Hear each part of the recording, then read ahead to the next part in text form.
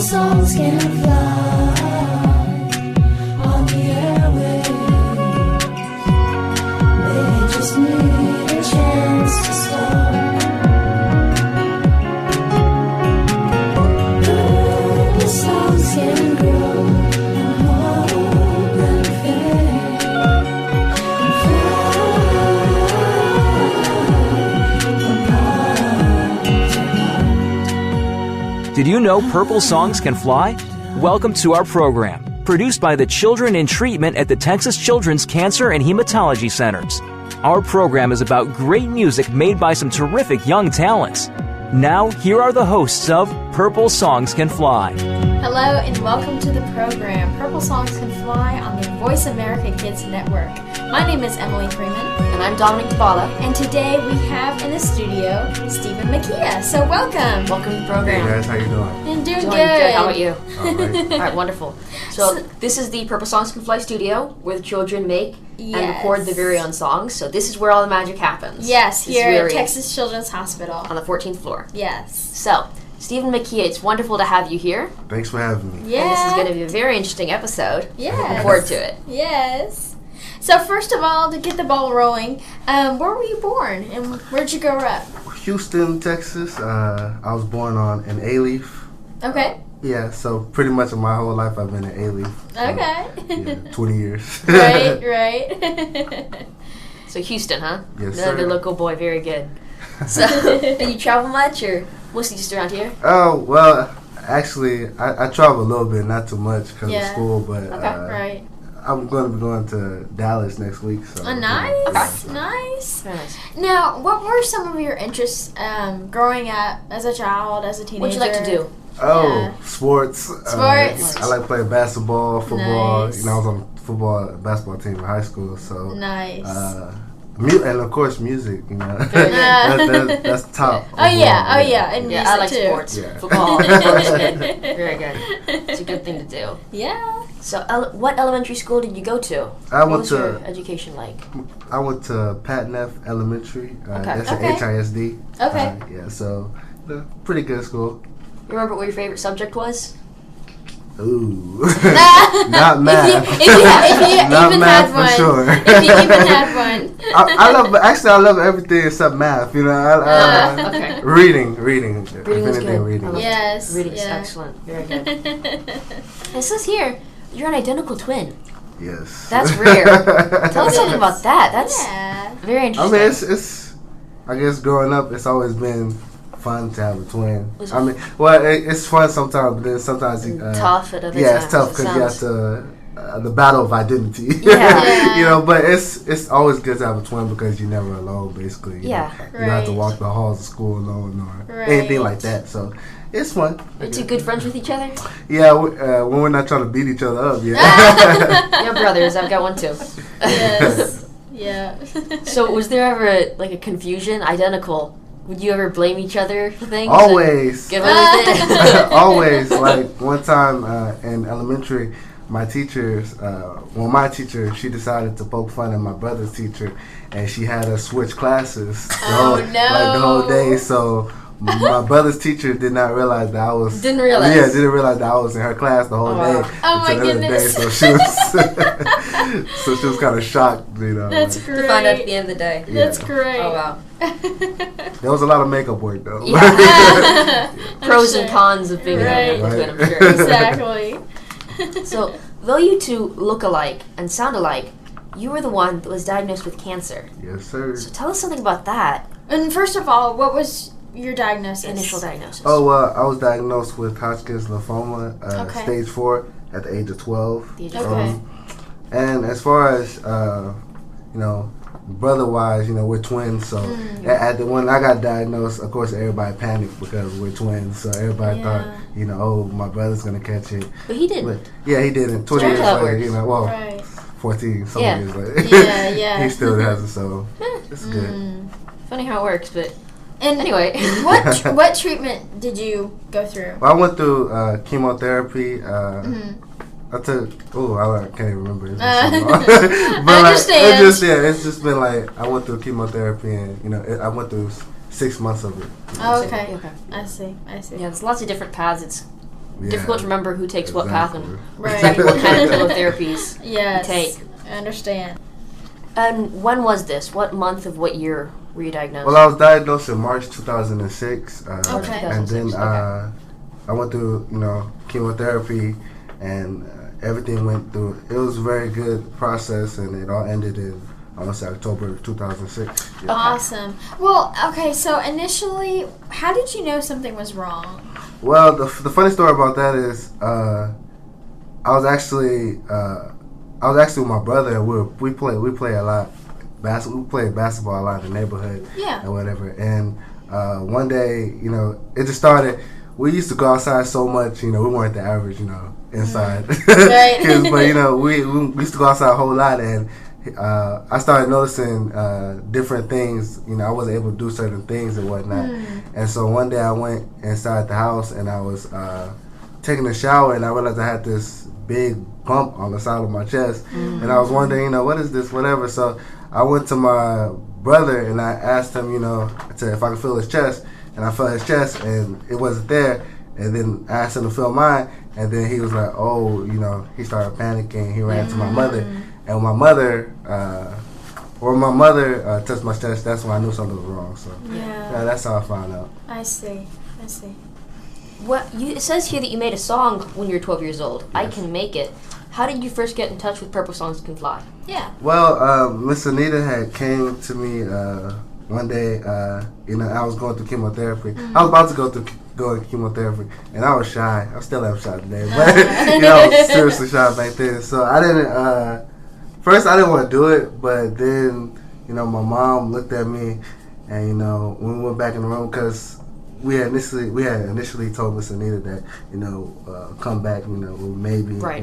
Which for me was no, I don't want to do it. Yeah. But, I have an appointment right now, and right. I need to go. So. Right, but my mom, she took me into the room, and I was going through treatment, whatever. And then my mom was like, you need to go in there with Miss Anita. You need to write the song, and, do it. Express yourself. Thank you, Mom. Right.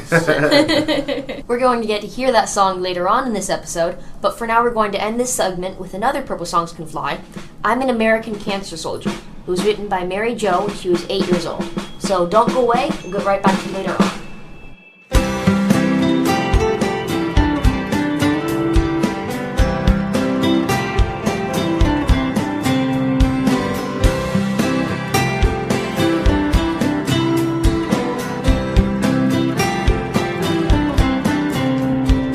I'm an American cancer soldier. I've been through lots of shots, fights with my family, hospitals.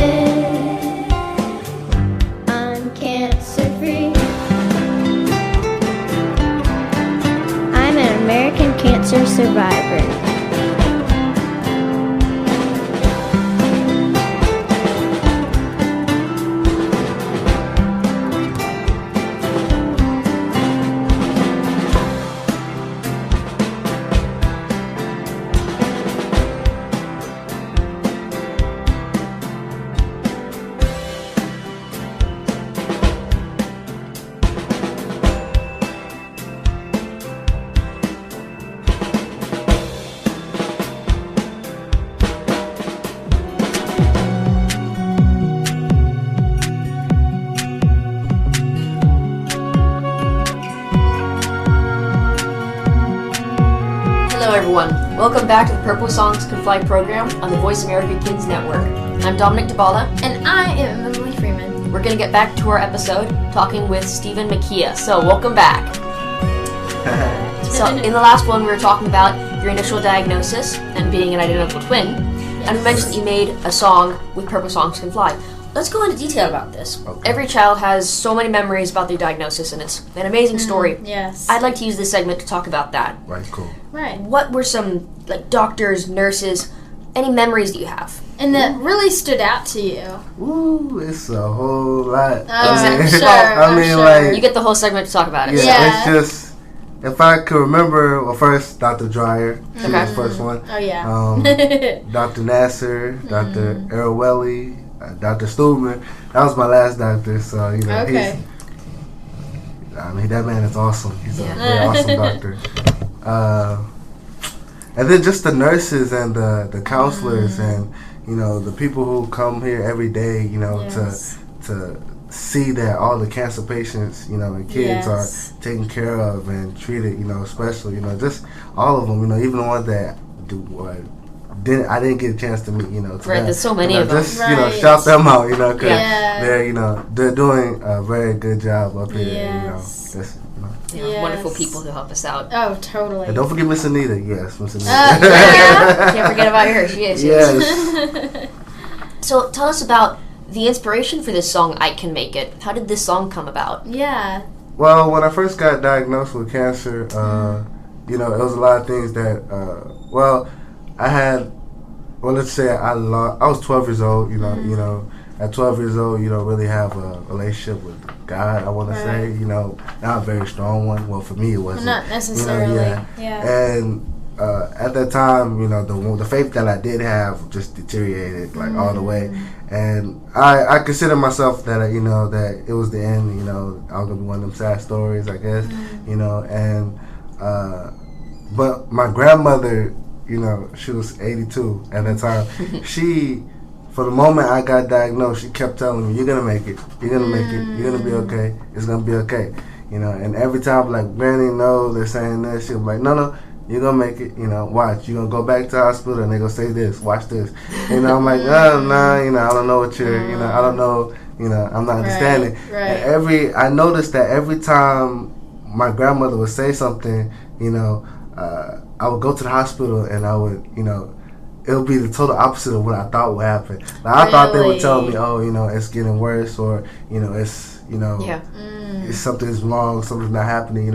Even my setbacks, my grandmother would say, "Oh, watch this. God, He has you. It's gonna be okay." Amen. Whatever. And just from that point, it just built some kind of faith in me. Just seeing her faith in God, just seeing her faith that that faith that things will get better, and she didn't only just have faith in God, she had faith in the doctors up here and the nurses and everybody, that were taking care of me, that they were gonna see me through, and they didn't let you down. Yeah. God didn't let you down. Exactly. You're here now. Right? Yeah. So you're in good hands. Exactly. Yeah. So that song, I Can Make It, sort of came from your grandmother's keeping you going and inspiring you, her faith and her telling you that it's gonna be okay. Yep. What an that inspiration. You really did make it. And that's what this song is. What an inspiration.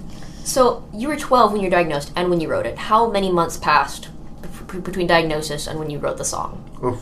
How far on was Not it? that much. Not that much. Yeah.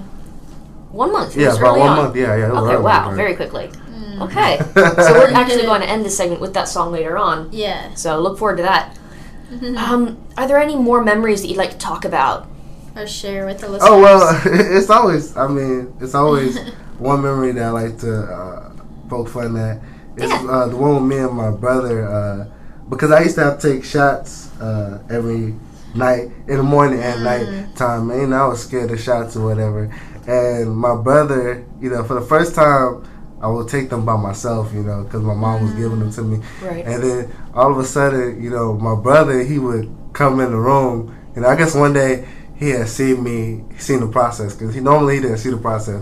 But one day he walked in the room and he seen me, my face, standing there, scared of the needle and everything. And he just came to me, he grabbed my hand and he held my hand and squeezed it a little bit.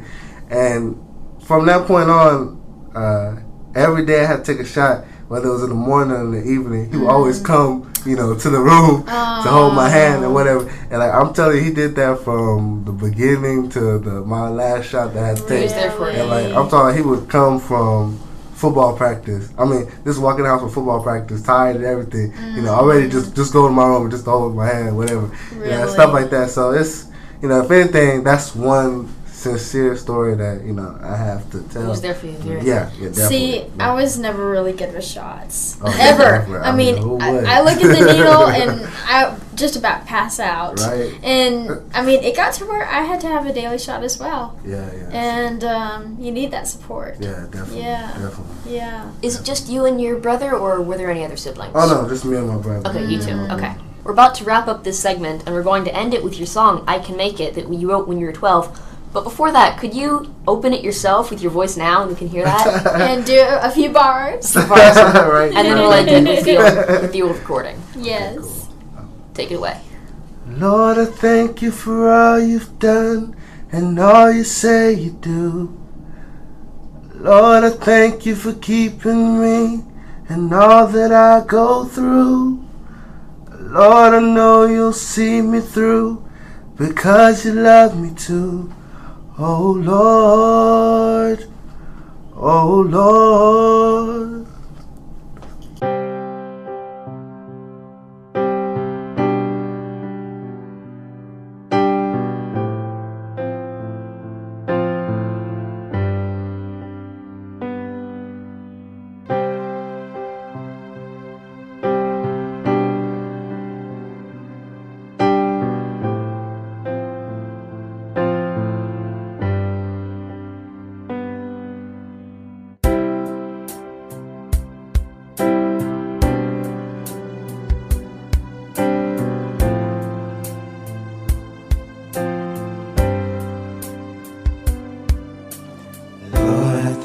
For all you've done and all you say you do. Lord, I thank you for keeping me and all that I go through. Lord, I know you'll see me through because you love me too. Oh Lord, oh Lord.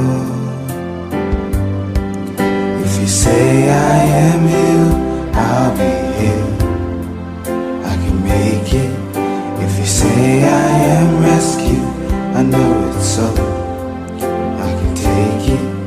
You have all the power in your hands. Through you I know I can make it. I can make it. Thank you for my family and all they mean to me. They teach me all about your ways and the beauty of your grace. Thank you for your love in me and helping me to see.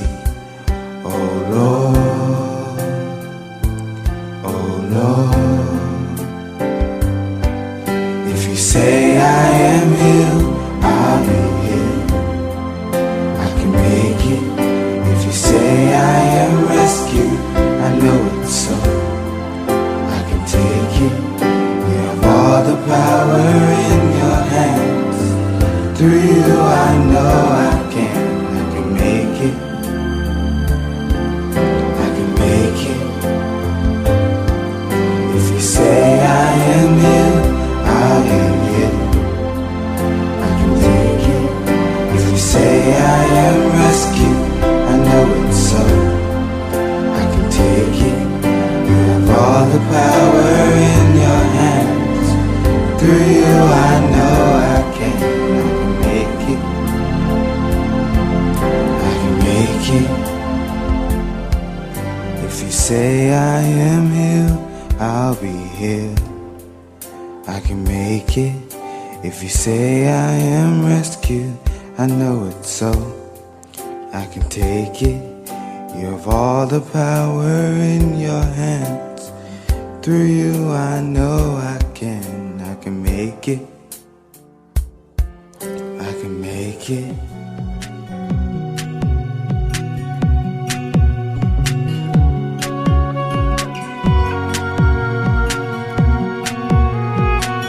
Hello everyone, welcome back to the Purple Songs Can Fly program on the Voice America Kids Radio Network.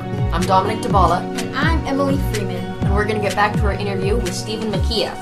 This is the third segment of our episode, and it's going to be so incredible. We're going to be talking about a trip to Washington, D.C. in 2009. Yeah. I didn't hear that Olivia Newton-John was there. Was part of it. This is a huge trip. Let's talk about that. How did this first come to be about? Well, I remember my mom telling me that Miss Anita wanted me to come to the hospital to meet up with her and other kids who wrote songs for Purple Songs Can Fly, to write a song that we'll be writing a song together for Olivia Newton-John. And at this time, I was like 15, something like that, and I really didn't know who she was. But then, when my mom's reaction kind of told me that she was the real deal, like so this whole time I'm like, okay, Olivia Newton-John, okay, yeah. And my mom was like, "Are you crazy?" I'm like, "Okay, oh yeah." And then so we end up meeting in the hospital in the old Purple Songs Can Fly studio, and we all sat together. We wrote a song called "Hope Is Always Here," and it was a beautiful song, a very beautiful song, and Olivia ended up singing on it, and we ended up performing at the Verizon Center. So it was a very amazing and remarkable experience, especially when I seen David Foster. Like, I didn't know who Olivia Newton-John was, but trust me, I knew who David Foster was. But, the talented, so much talent, and, just meeting him. I remember being on the stage with him while he's playing piano, and it was kind of like a shocking moment. I was like, like is this really happening? This is really happening. Because he's worked with some people like Mariah Carey and other people, and it just been like, okay, whoa, like that's David Foster. This is huge. Yes. And then pinch me now. Yeah, exactly. And just the way they handled themselves and just presented, or treated, the Purple Songs Can Fly family and everything. Yes. It was a fun and amazing experience. Especially it was my first time being on an airplane going to Washington D.C. Oh, yeah. Really? Yeah, so that was and it's kind of the funny thing about it is that it wasn't just my first time because my brother and my mom went too. So it was like three kinds of crazy. We can't. Everything's happening at once. Yeah, exactly. I can't console you because you need consoling. I can't help you. Yeah, so it's like. So we're all trying to be cool, but actually we're all freaking out. And then they put us all by each other, so that didn't make it no better. Like oh gosh. Yeah. So so yes, that was a very amazing experience, and it's one that I'm going to cherish forever. Okay, so this song "Hope Is Always Here," you wrote it by yourself, or you wrote it with who? No. I wrote it along with Zachary, Zachary, Miss Anita, Nikki, Mary Jo. Alex, and also Olivia and Dave Foster have some. Okay. So you wrote it together, and then who performed it? It was Olivia Newton-John and. Yes, everybody that I just named for a Purple Song. They all sung together. We all in front of 20,000 people. It was like crazy. It was. Was it on TV? Yes, that's the crazy thing. Wow. I still have the taping. It's crazy. Like just think about it. Because we're all, trust me, it's on there. Like, I've had to show people that, hey, I was with David Foster. Yeah, look. Cool. Look on YouTube. That's me right there. That's me. I have to pause it, just to make sure. Yeah, that's me. Yeah, look. Put it through slow motion. Yeah, exactly. That's how you do it. Hope Is Always Here. Yes. So how long were you in Washington, D.C.? We were in Washington for about 3 days. 3 days, and you got to see. How many? There's so many things to see there. The reflecting pond and the Lincoln Memorial. Right. Yes, did you do the whole 9 yards? Everything. The whole 9 yards. Nice. Of course, we have this is our first time. Me and my mom, my brother, first time leaving Houston. So, our first time. She's left, but not by plane. Right. And she's never been to Washington. So, for the first time us going to Washington, she had us going everywhere, just pulling us left and right. And we're just like, no, we do not want to go. I don't care, Yeah, come look at this, come look at this. Exactly, and then, when I got to high school, middle school, and things like that, and I'll hear professors talk about, the Lincoln Memorial, whatever. And I'm like, hey, I got a picture at the Lincoln Memorial. So, now it's for my benefit. So, Very cool. So this big performance, hope is always there. There was also a skater, and you were in the choir, Yes, and sir. Olivia Newton-John was singing. Tell us something about that big experience with a big audience. Was that your first time performing on a scale that big? Of course, that was like just 20,000 people. Like, come on, like, that was ridiculous. Like, I think the thing that the reason why I didn't faint is because the lights were kind of dim, so so we couldn't see. But I was like, whoa, we could hear them, and we just had Dorothy Hamill skate, and to see her the choreography that she put together for that dance was amazing, So and it's on YouTube now, so anyone who's yes. listening to this can just look YouTube, up Hope is look it Always up Here. there, and you can watch the performance. It sounds incredible. Yeah, definitely. Meeting these really famous people and getting to perform with that. Tell us something about your conversation with them, Olivia Newton-John and Dorothy Hamill. And did you go to lunch with them? I mean, Have a spot of tea. During the whole rehearsal process and the whole, just us getting to Washington D.C., they were very, very just generous and very open and very nice people. They're not like how everybody perceives celebrities to be and whatnot, but Olivia Newton-John just opened us. She just came to us with open arms and everything. You thought she would have known us for like years, like like it's crazy. And Dale Foster, he was, during the rehearsal process, it wasn't like okay, do this. It was always, it was okay. Hey, try this, like that. friends. Yeah. Awesome. So it was like a very just, humbling and a very Chill. amazing experience. Yeah. Something that I don't think most people know is that Olivia Newton-John is a cancer survivor herself, isn't she? So that was there like a connection?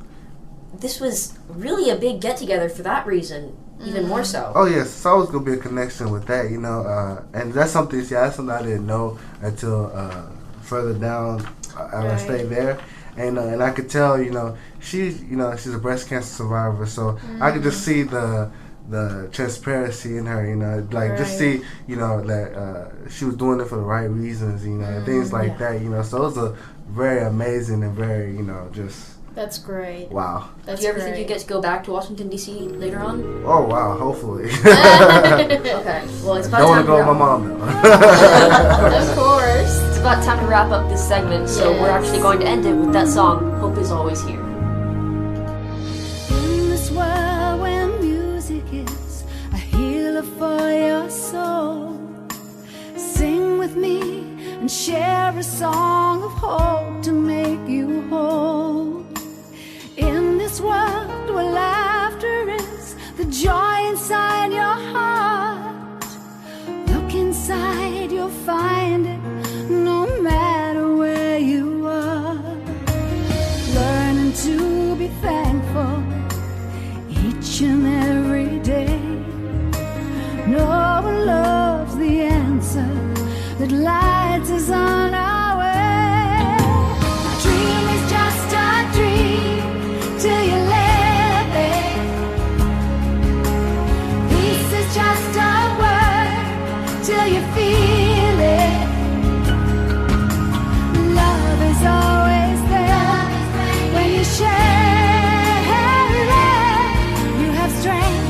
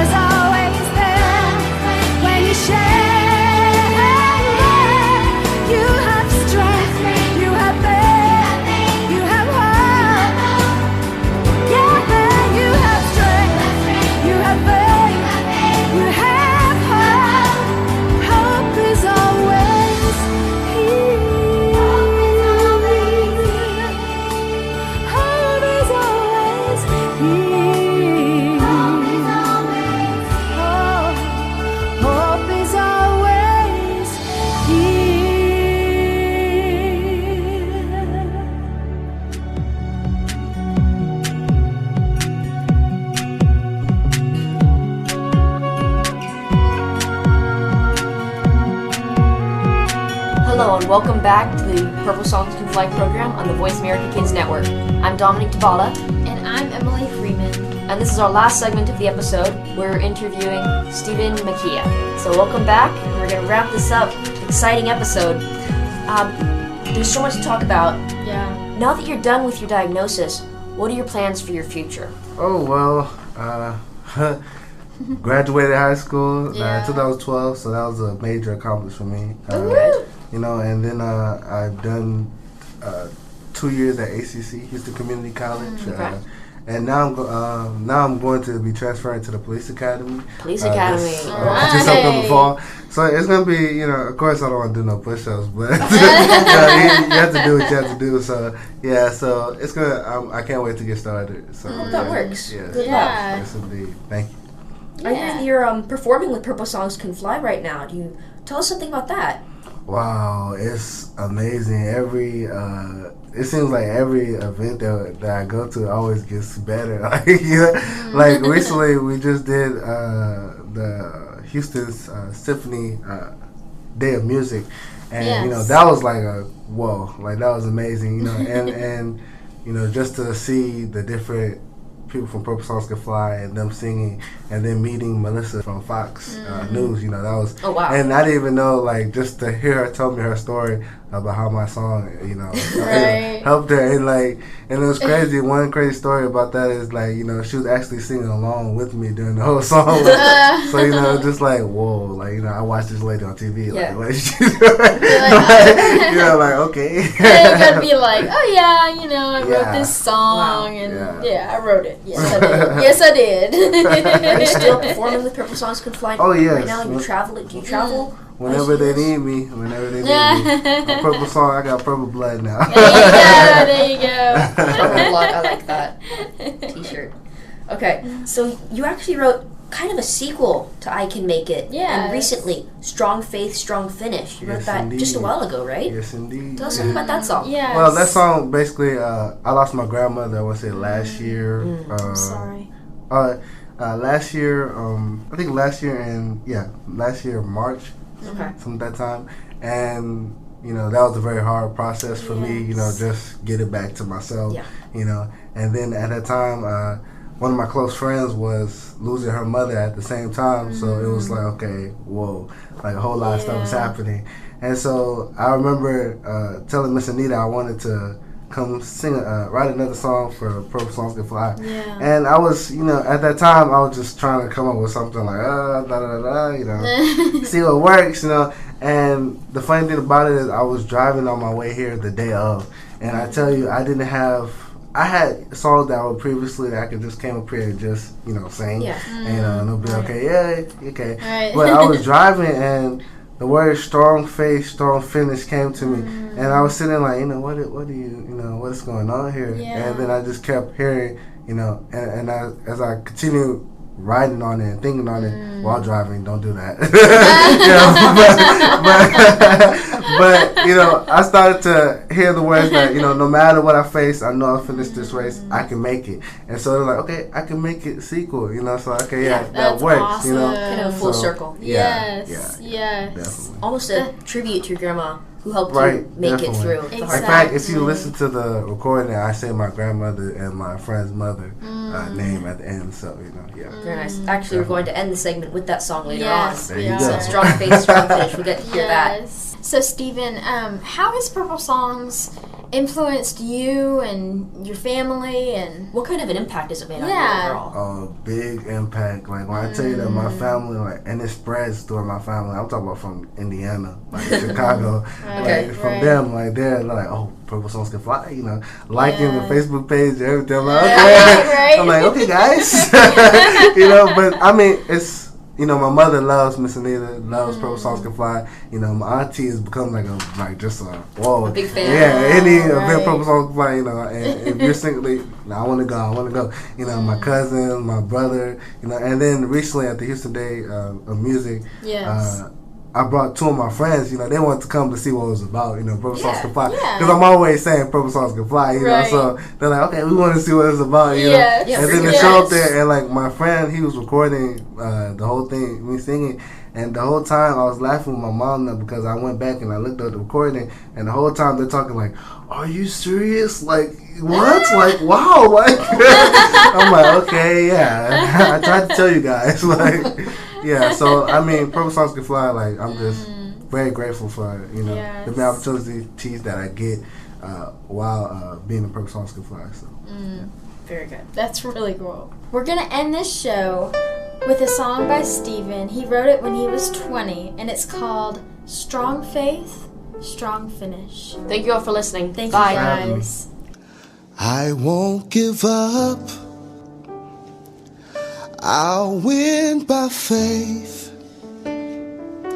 I won't be scared because I know I'm covered by His grace. Strong faith, strong finish, strong faith, strong finish, strong faith, strong finish. I'll win by faith. I will stand tall, stand through it all.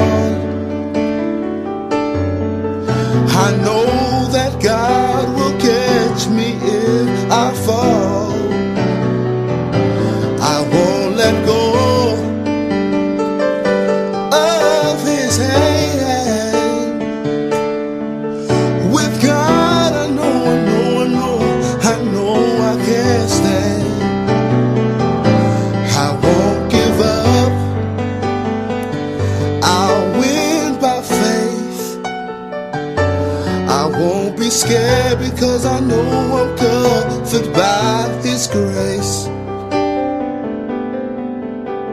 Strong faith, strong finish, strong faith, strong finish, strong faith, strong finish. I'll win by faith.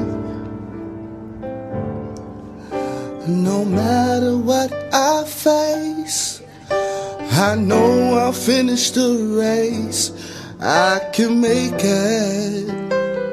I can make it. Oh no, no matter what I face, I know I'll finish the race. I can make it. I can make it. Because I won't give up. I'll win by faith. I won't be scared because I know I'm covered by His grace. Strong faith, strong finish, strong faith, strong finish, strong faith, strong finish. I'll win by faith. No matter what I face, I know I'll finish the race. I can make it. I can make it.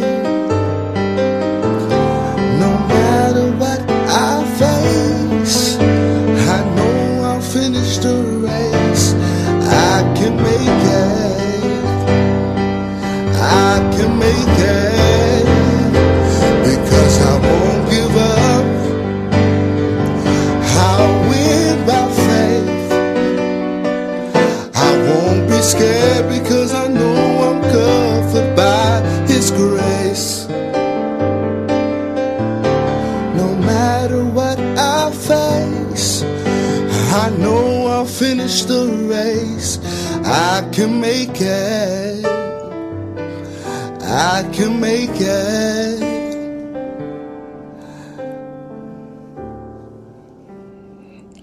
Because I won't give up. Rest in peace, Granny. Rest in peace, Deborah Ann Arnett. Thanks for listening to Purple Songs Can Fly. We'll see you again next Monday at 6 p.m. Eastern Time, 3 p.m. Pacific Time on the Voice America Kids channel. And remember, for more information about the Purple Songs Can Fly project, visit www.purplesongscanfly.org. We'll be back with more music next week. Purple songs can fly.